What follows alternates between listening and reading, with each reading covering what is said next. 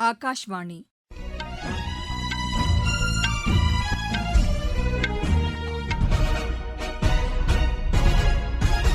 செய்திகள் வாசிப்பவர் லட்சுமி ராகவன். தலைப்புச் செய்திகள்: பல்வேறு நாடுகளுடனான தடையற்ற வர்த்தகம் மூலம் ஏற்றுமதி நிறுவனங்களுக்கு புதிய வாய்ப்புகள் ஏற்படுத்தப்பட்டுள்ளதாக பிரதமர் திரு நரேந்திர மோடி கூறியுள்ளார். உணவு தானிய உற்பத்தியில் இந்தியா சாதனை படைத்துள்ளதாக மத்திய அமைச்சர் திரு பிரல்ஹத் ஜோஷி கூறியுள்ளார். டிஜிட்டல் தொழில்நுட்பம் மூலம் வானொலி சேவையை மேம்படுத்த நடவடிக்கை எடுக்கப்படும் என்று மத்திய அமைச்சர் திரு அஸ்வினி வைஷ்ணவ் கூறியுள்ளார். ஓமன் கடற்பகுதியில் வர்த்தக கப்பல் மீது நடத்தப்பட்ட ஏவுகணை தாக்குதலில் 3 இந்திய மாலுமிகள் உயிரிழந்த சம்பவத்திற்கு இந்தியா கடும் கண்டனம் தெரிவித்துள்ளது. உலகக்கோப்பை கால்பந்து போட்டியின் துவக்க ஆட்டத்தில் மெக்சிகோ தென்னாப்பிரிக்காவை எதிர்கொள்கிறது. இனி விரிவான செய்திகள். பல்வேறு நாடுகளுடனான தடையற்ற வர்த்தகம் மூலம் ஏற்றுமதி நிறுவனங்களுக்கு புதிய வாய்ப்புகள் ஏற்படுத்தப்பட்டுள்ளதாக பிரதமர் திரு நரேந்திர மோடி தெரிவித்துள்ளார். புதுதில்லியில் நித்தி ஆயோக் கூட்டத்தில் உரையாற்றிய அவர், சிறு குறு நடுத்தர நிறுவனங்கள் உலக அளவில் தொழில் தொடங்க முடியும் என்று கூறினார்.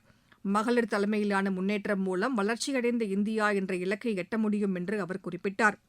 விவசாயம், அறிவியல், புத்தாக்கம் உள்ளிட்ட பல்வேறு துறைகளில் மகளிர் பங்காற்றி வருவதாக கூறிய அவர், மகளிருக்கு கல்வி அளிப்பதில் மாநிலங்கள் முன்னுரிமை அளிக்க வேண்டும் என்று திரு நரேந்திர மோடி தெரிவித்தார். 2047ஆம் ஆண்டுக்குள் வளர்ச்சியடைந்த இந்தியா என்ற இலக்கை எட்டுவதற்கு அனைவரையும் உள்ளடக்கிய வளர்ச்சி என்பதே இந்த ஆண்டின் நித்தி ஆயோக் கூட்டத்தின் கருப்பொருளாகும். G7 உச்சி மாநாட்டில் பங்கேற்க பிரதமர் திரு நரேந்திர மோடி வரும் 14ஆம் தேதி பிரான்ஸ், ஸ்லோவாக்கியா நாடுகளுக்கு பயணம் மேற்கொள்ள இருப்பதாக மத்திய அரசு தெரிவித்துள்ளது. புதுதில்லியில் செய்தியாளர்களிடம் பேசிய வெளியுறவு அமைச்சகத்தின் மேற்கு பிராந்திய செயலர் திரு சிபி ஜார்ஜ், பிரான்சின் இவியன் நகரில் வரும் 15ஆம் தேதி தொடங்கி 17ஆம் தேதி வரை நடைபெறவுள்ள G7 உச்சி மாநாட்டில் பிரதமர் பங்கேற்க இருப்பதாக கூறினார். இந்த உச்சி மாநாட்டின்போது உலகத் தலைவர்களுடன் பிரதமர் ஆலோசனை நடத்த இருப்பதாக அவர் தெரிவித்தார். உணவு தானிய உற்பத்தியில் இந்தியா சாதனை படைத்துள்ளதாக மத்திய அமைச்சர் திரு பிரல்ஹத் ஜோஷி தெரிவித்துள்ளார். சமூக வலைதளத்தில் அவர் வெளியிட்டுள்ள பதிவில், சென்ற நிதியாண்டில் நெல் மற்றும் கோதுமை உற்பத்தி வரலாற்று சாதனை படைத்ததாக குறிப்பிட்டுள்ளார். சுயசார்பு இந்தியா என்ற தொலைநோக்கு பார்வைக்கு ஏற்ப இந்திய விவசாயிகளின் முயற்சி மூலம் நாட்டின் உணவு பாதுகாப்பு மேம்பட்டுள்ளதாக கூறியுள்ளார். நாட்டின் வளர்ச்சிக்காக விவசாயிகளின் பங்களிப்பு மிக முக்கியமானது என்று அவர் தெரிவித்துள்ளார். பிரதமர் திரு நரேந்திர மோடி தலைமையிலான அரசின் திட்டங்கள் மூலம் உணவு உற்பத்தி அதிகரித்துள்ளதாகவும் திரு பிரல்ஹத் ஜோஷி தெரிவித்துள்ளார். டிஜிட்டல் தொழில்நுட்பம் மூலம் வானொலி சேவையை மேம்படுத்த நடவடிக்கை எடுக்கப்படும் என்று தகவல் ஒலிபரப்புத்துறை அமைச்சர் திரு அஸ்வினி வைஷ்ணவ் தெரிவித்துள்ளார். ராஜஸ்தானின் ஜெய்சல்மர் மாவட்டம் ராம்கரில் 20 கிலோவாட் FM பண்பலை ஒலிபரப்பு சேவையை தொடங்கி வைத்து பேசிய அவர், ஜெய்ப்பூரில் செயற்கை நுண்ணறிவு தொழில்நுட்ப தரவு மையம் தொடங்கப்பட இருப்பதாக கூறினார். ராஜஸ்தான் மாநிலத்தில் ரயில் திட்டங்களுக்காக 10,000 கோடி ரூபாய் ஒதுக்கீடு செய்யப்பட்டுள்ளதாக அவர் தெரிவித்தார். அம்ரித் பாரத் திட்டத்தின் கீழ் 200 ரயில் நிலையங்கள் மேம்படுத்தப்பட்டுள்ளதாக அவர் கூறினார்.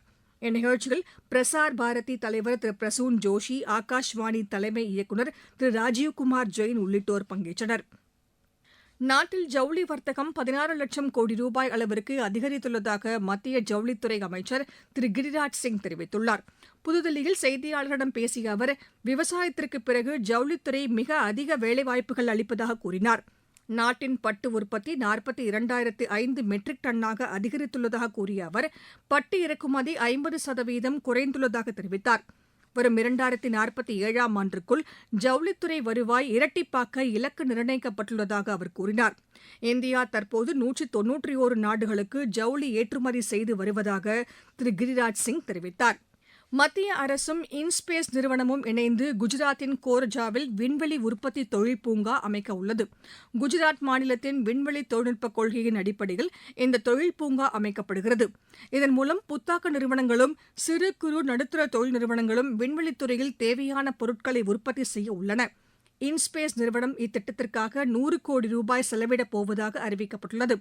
இந்த தொழில் பூங்காவிற்கான கட்டமைப்பு வசதிகளை மாநில அரசு ஏற்படுத்தும் என்று குஜராத் அறிவியல் தொழில்நுட்பத்துறை அமைச்சர் திரு அர்ஜூன் தெரிவித்துள்ளார். ஆராய்ச்சி மேம்பாட்டுத் துறையில் சுயசார்பு எட்ட மத்திய அரசு நடவடிக்கை எடுத்து வருவதாக மத்திய அறிவியல் தொழில்நுட்பத்துறை இணையமைச்சர் டாக்டர் ஜிதேந்திர சிங் தெரிவித்துள்ளார். குஜராத் தலைநகர் காந்திநகர் IITயில் உரையாற்றிய அவர், உயர் தொழில்நுட்பத் துறையில் தனியார் பங்களிப்பை வரவேற்பதாக கூறினார். அணுசக்தி துறையிலும் தனியார் பங்களிப்பை அனுமதிக்கப் போவதாக அவர் தெரிவித்தார். தேசிய செயற்கை நுண்ணறிவு தொழில்நுட்பம் இயக்கம் மூலம் புத்தாக்க மையங்கள் அமைக்கப்பட்டு கணினி கல்வித்துறையை விரிவுபடுத்த நடவடிக்கை எடுத்துள்ளதாகவும் டாக்டர் ஜிதேந்திர சிங் கூறினார். நீங்கள் கேட்டுக்கொண்டிருப்பது ஆகாஷ்வாணியின் செய்தி அறிக்கை. ஊரக வளர்ச்சிக்கான புதிய அத்தியாயம். வளர்ச்சியடைந்த இந்தியாவிற்கான ஊரக வேலைவாய்ப்பு உறுதி மற்றும் வாழ்வாதார சட்டம் ஜூலை மாதம் 1ஆம் தேதி முதல் செயல்பாட்டுக்கு வருகிறது. இந்த சட்டம் வருடத்திற்கு 125 நாட்கள் வேலையை உறுதி செய்கிறது. இதில் வாரந்தோறும் ஊதியம் வழங்கப்படுவது கட்டாயமாக்கப்பட்டுள்ளது. பணி முடிந்த 15 நாட்களுக்குள் ஊதியம் வழங்குவதை உறுதி செய்வதற்கான அம்சங்களும் இதில் இடம்பெற்றுள்ளன. ஊதியம் காலதாமதமாக வழங்கப்பட்டால் அதற்கான இழப்பீட்டுத் தொகைக்கும் இதில் வகை செய்யப்பட்டுள்ளது. வளர்ச்சியடைந்த இந்தியாவிற்கான பயணத்தில் மோடி அரசு தொடரும் சீர்திருத்த நடவடிக்கைகள்.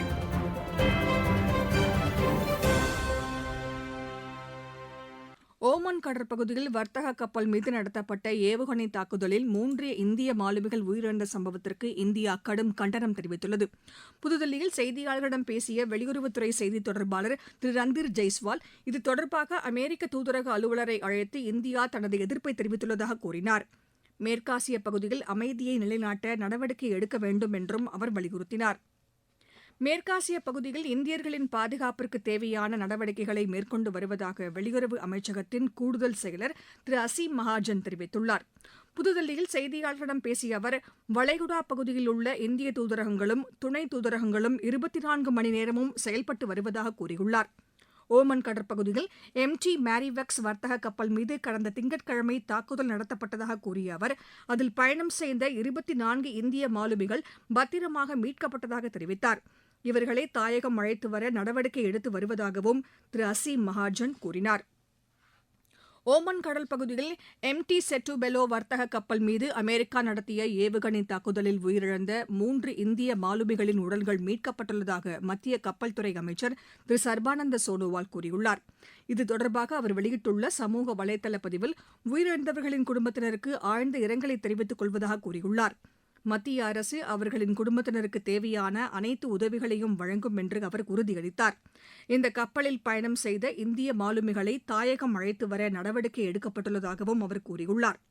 உயிரிழந்த 3 இந்தியர்களின் உடல்களை இந்தியா கொண்டு வருவதற்கான நடவடிக்கைகள் எடுக்கப்பட்டுள்ளதாக திரு சர்பானந்த சோனோவால் தெரிவித்துள்ளார். இதனிடையே ஓமனின் ஷீனஸ் துறைமுகம் அருகே வணிக கப்பல் மீது தாக்குதல் நடத்தப்பட்டதாக அந்நாட்டு அரசு தெரிவித்துள்ளது.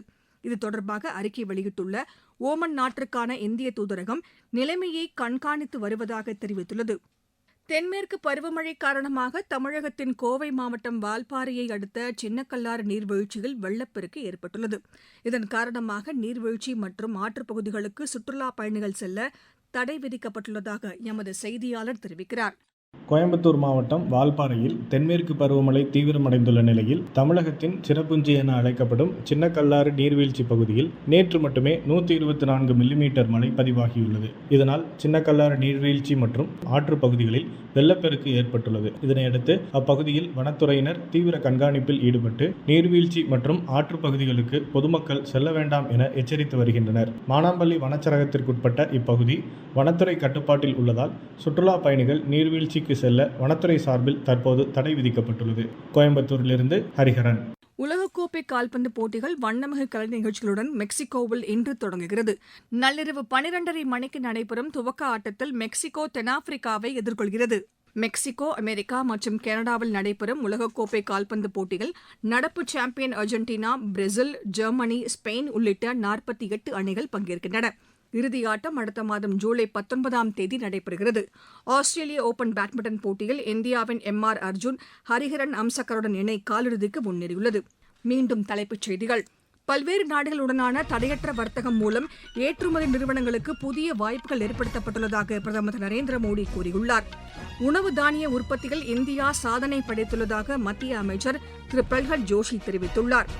டிஜிட்டல் தொழில்நுட்பம் மூலம் வானொலி சேவையை மேம்படுத்த நடவடிக்கை எடுக்கப்படும் என்று மத்திய அமைச்சர் திரு அஸ்வினி வைஷ்ணவ் கூறியுள்ளார். ஓமன் கடற்பகுதியில் வர்த்தக கப்பல் மீது நடத்தப்பட்ட ஏவுகணை தாக்குதலில் 3 இந்திய மாலுமிகள் உயிரிழந்த சம்பவத்திற்கு இந்தியா கடும் கண்டனம் தெரிவித்துள்ளது. உலகக்கோப்பை கால்பந்து போட்டியின் துவக்க ஆட்டத்தில் மெக்சிகோ தென்னாப்பிரிக்காவை எதிர்கொள்கிறது. இத்துடன் இந்த செய்தி அறிக்கை நிறைவு பெற்றது.